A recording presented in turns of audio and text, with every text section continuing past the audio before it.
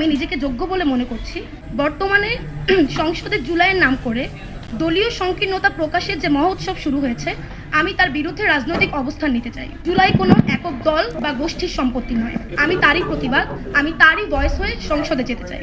আমি মনে করি সংরক্ষিত নারী আসন এমন একটি আসন যেখানে আসলে সেই সব জনপ্রতিনিধিদের উঠে আসা উচিত যারা দলমত নির্বিশেষে নারীদের স্বার্থ রক্ষার্থে কাজ করবে, সমাজে চলমান বিভিন্ন কাঠামোগত ও প্রত্যক্ষ নারী নিপীড়নের বিরুদ্ধে সংসদ ও সংসদের বাইরে লড়াই করবে। সর্বোপরি সংসদের ভেতর প্রকৃতপক্ষেই নারীদের কণ্ঠস্বর হয়ে উঠবে।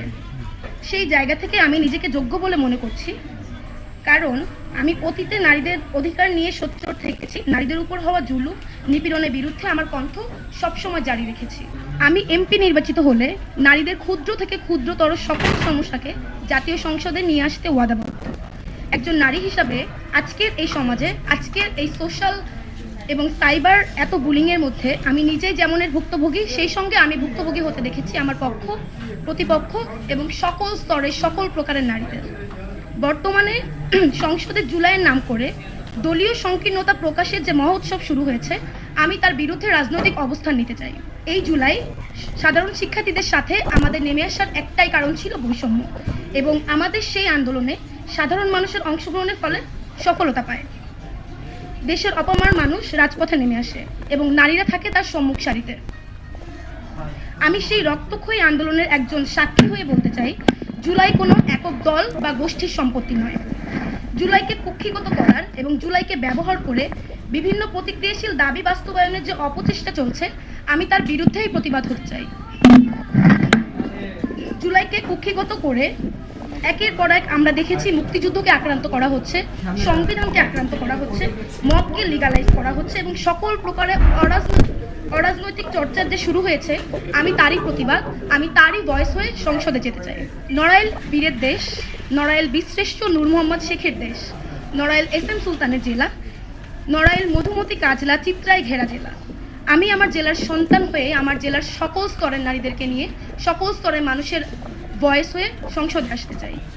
আমি আরও বলতে চাই, আমি আমার এই ক্ষুদ্র জীবনের তীব্র লড়াইয়ে যেভাবে প্রবাসী দেশের সাধারণ মানুষের আস্থা ও স্নেহের জায়গা পেয়েছি, আমি সকলের কাছে চিরকৃতজ্ঞ এবং আমি প্রত্যেকের ভয়েস তুলে ধরতে ওয়াদাবদ্ধ। আমি মনোনীত হলে প্রবাসী, শ্রমিক, কৃষকের অধিকার বাস্তবায়নে নিরলসভাবে কাজ করতে চাই। আমি ক্ষুদ্র মানুষ, আমার জাতীয় রাজনৈতিক অভিজ্ঞতা কম হলেও তৃণমূল এবং দেশের যে কোনো স্বার্থে, দেশের যে কোনো সংকটে আমি আমার সর্বোচ্চ শক্তি এবং আমার এই খালি দুই হাত নিয়ে পাশে থাকার চেষ্টা করেছি, লড়াই করার চেষ্টা করেছি এবং করব। আমার সবথেকে বড় শক্তি আমার দেশের মানুষের ভালোবাসা, আমার দেশের মানুষের আমার উপর থাকা আস্থা এবং আমার সাহস। আমি আমার সাহস, আমার পরিশ্রম, আমার সততা এবং বাংলাদেশ জাতীয়তাবাদী দলের আদর্শ গণতান্ত্রিক চর্চার প্রতিশ্রুতিকে অভ্যর্থনা জানিয়ে দলের অভিজ্ঞ রাজনৈতিক ব্যক্তিদের সহচর্যে থেকে এদেশের সকল নারী, শিশু, শ্রমিক, প্রবাসী, আদিবাসী, মাজারপন্থী, হিন্দু, মুসলিম, বৌদ্ধ, খ্রিস্টান এবং অন্যান্য সকল ধর্ম ও মত নির্বিশেষে দেশের নিপীড়িত, অত্যাচারিত মানুষের কণ্ঠস্বর হয়ে সংসদে প্রবেশ করতে চাই। কারণ আমি বিশ্বাস করি ৭১ আমার শক্তি, মুক্তিযুদ্ধ আমার অনুপ্রেরণা এবং ২৪ আমার সাহস।